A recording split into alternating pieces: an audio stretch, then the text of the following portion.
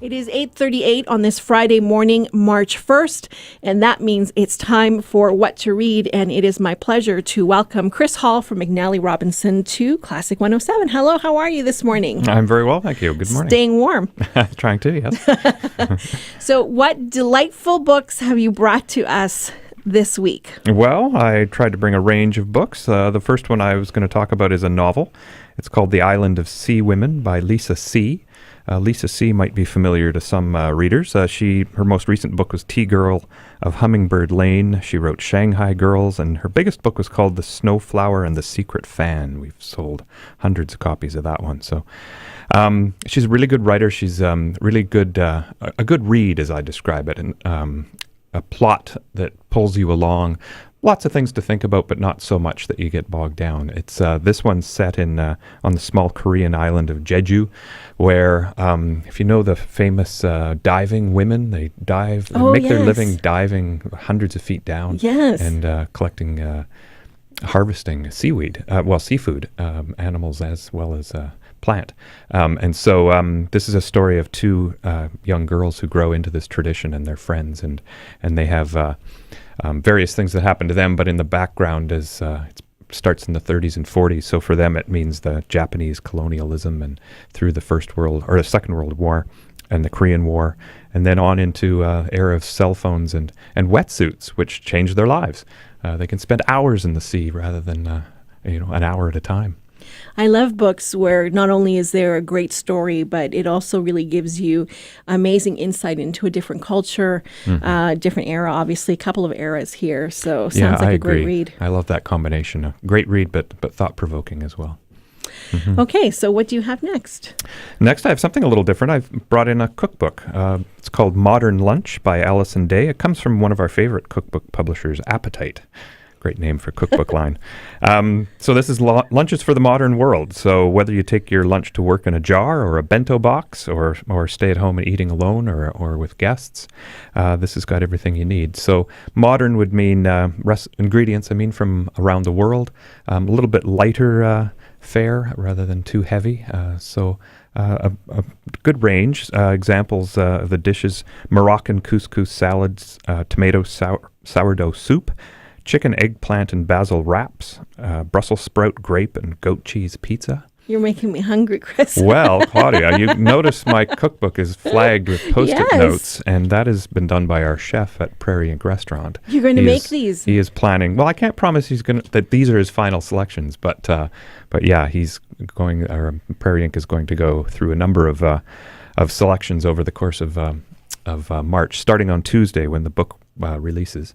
That's wonderful. What a great idea. Yeah, I love when we do this. It's a great way to cross-promote cookbooks. And yeah, you can come in and have try a few of the recipes. So get the book and then go and try some of the recipes. Sure, yeah. And, or vice versa. Give it a test and then make sure you like it. Or maybe put in some requests. Yeah, sure, yeah.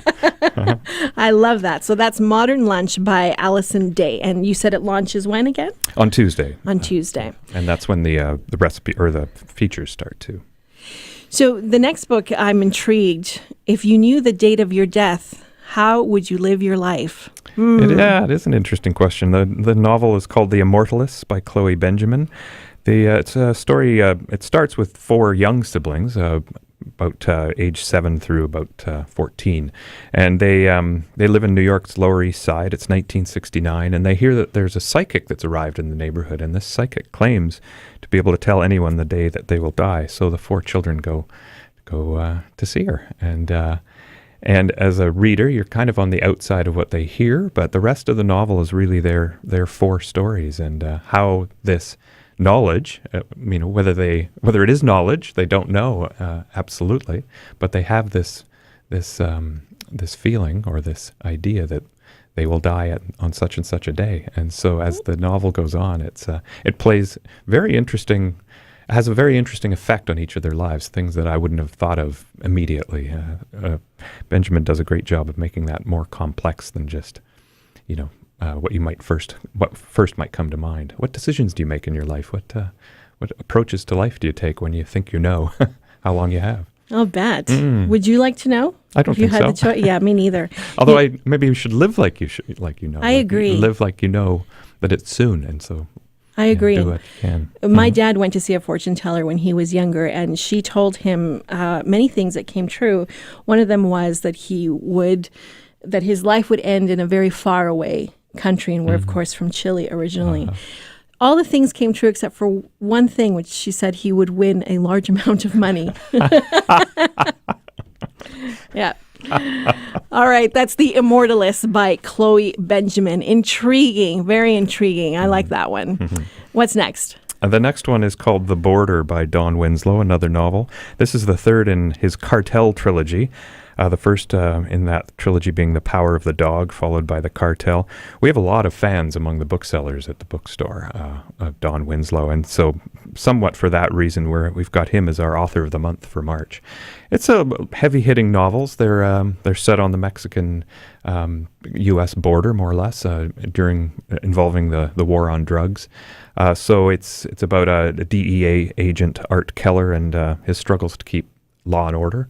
He, in earlier books, has brought down the kingpin that he's been chasing for years, but then he discovers there's 30 more heads to replace him, and so it's a mess. It's a dark suspense kind of novel, page-turning novel, but interesting thoughts of borders. Is it just a line on a map? Is it what's the border between legal and illegal? He discovers the government's in bed with the cartel he's trying to bring down. So it's a mess, and a hot mess. A hot mess, yes, and but a very good read. Very relevant for very relevant. The things that are happening today. Such a complicated issue on the border, the U.S. and Mexican border, and one that I don't think we will ever really understand and come up with solutions for. So, another fascinating read. I can understand why Don Winslow is so popular, especially this series. Where we're going to end this morning by bringing it back home to a book I'm really excited to hear about. It's not even done printing yet, but we've got a preview. Tell us about it.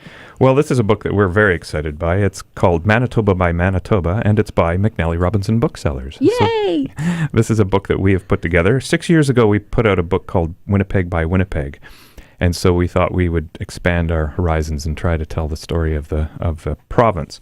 What we did then and what we've repeated here is we put out a call for photos through our social media channels, through our newsletter, in-store displays, and we got some amazing submissions, a lot of them from amateur photographers, some of them from professionals.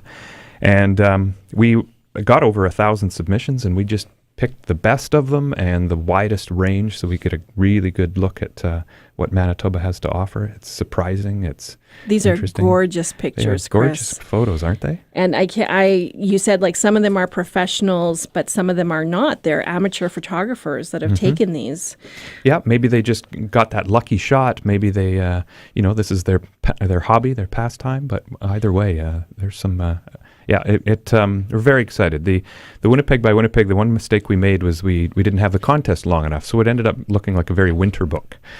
This one we learned that maybe we'll have the contest. We held it over the course of the whole year virtually, and got a wide range of seasons and a wide range of locations. So I think it covers it. It's not released yet, as you said, but I've got the cover here, and we've got a few sample pages. I've heard that the books are finished, that they're due for delivery, but we are launching it on March 14th. We're having a launch event at the store, and then thereafter you can buy it from the stores. And a real Manitoba project, not only done by you guys, but it's printing at Friesen's in Altona. So you can't get any more That's Manitoba right. than that. Manitoba through and through. I love the pictures. I love the cover picture. What lake is this? Is this... I forget exactly what lake it's in the Whiteshell. Yeah, it's a gorgeous photo. We think it says Manitoba about as well as any of them. A beautiful shot of the lake, of the trees, and just a really gray sky, which is so typical of a Manitoba summer out on the lake. That canoeists. Expansive sky and the gray. Just beautiful. This would make a great coffee table book, and I know it's only March, and we're looking forward to summer, but this would make a great Christmas gift. It sure would, yeah. Or if you're having visitors from out of town, or if you're going away and you want to leave them with a statement about where you come from, we think it does all those things. Manitoba by Manitoba, images of the province by the people that live here. Yeah, absolutely. Chris, thank you so much. It's been a pleasure as always. If you'd like to take a look again at the books that Chris has picked for us in March, just go to classic107.com and we will see you next month. Any hints? What we'll hear about next month? Well, I'm not sure. I fly by the seat of my pants. But if you want to have a look at our newsletter, they're all from our newsletter, the Bookseller, we call it. So I will be choosing them from that.